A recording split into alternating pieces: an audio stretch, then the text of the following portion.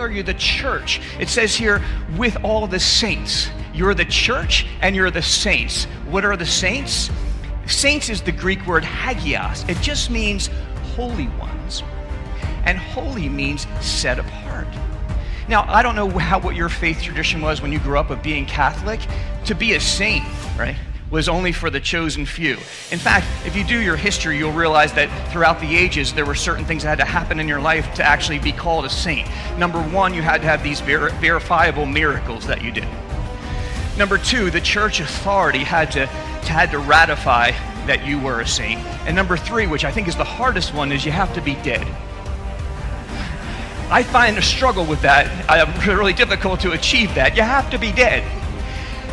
But when you look at the New Testament, you see that the saints was everyone that was a certified, ratified, and duly qualified believer in Christ. Sincere follower of Christ. And what were they? They were set apart. So how would you live right now today if we left this place and you realized and you believed in the core of your being that every believer is called out by God and every believer is set apart for God?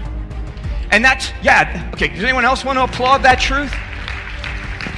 Because if that's how we looked at each other across the room, we would see each other so differently. That we are called out by God and we are set apart by God, and that ought to mean something.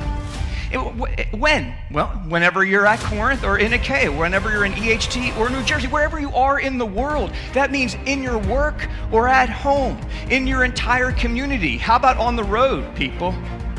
You're a believer when you're on the road. I don't know if they're an unbeliever or a believer in that car that's going by you at 80 miles an hour, but we have to watch how we conduct ourselves because we're called out by God and we're set apart for God.